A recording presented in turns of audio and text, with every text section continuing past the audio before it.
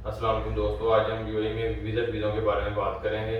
Video start करने से पहले प्लीज़ चैनल को सब्सक्राइब कर लें। वीडियो अगर अच्छी लगे तो इसे शेयर लाजमी कीजिएगा, लाइक शेयर कमेंट लाजमी कीजिएगा, अपनी राय दीजिएगा कमेंट में ताकि हर आने वाली वीडियो आपको मिल सके।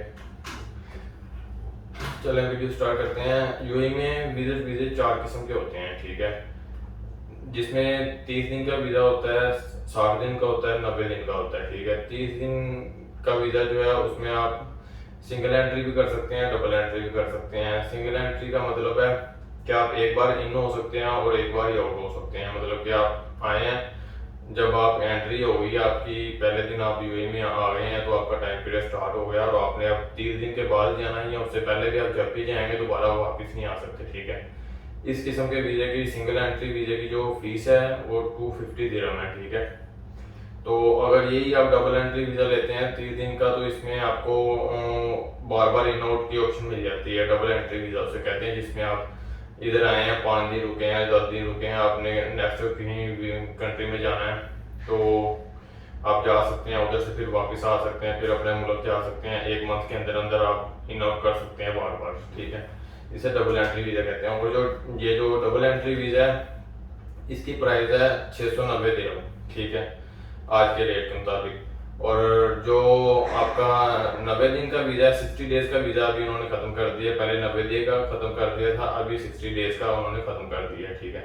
अभी 90 डेज का वीज़ा है। 90 डेज के वीज़े में सिंगल एंट्री वीज़ा जो है उसमें यही सेम सिस्टम है कि आप एक बार इन कर सकते हैं और एक बार आउट कर सकते हैं। उसकी प्राइस आपको 600 दिरहम मिलेगी, ठीक है। 600 दिरहम में वो आपको मिलेगा 90 डेज का वीज़ा जो है, ठीक है। तो जो इसमें डबल एंट्री वीज़ा है वो आपको मिलेगा तकरीबन 1740 दिरहम में, ठीक है। आप डबल एंट्री वीज़ा 3 महीने के अंदर आप जितनी बार मर्जी चाहें आ सकते हैं, जा सकते हैं, जब आपका दिल करे आप आ सकते हैं, जा सकते हैं। इसे डबल एंट्री वीज़ा कहते हैं, ठीक है। तो ये 2 किस्म के अभी वीज़े चल रहे हैं यहाँ पे, ठीक है।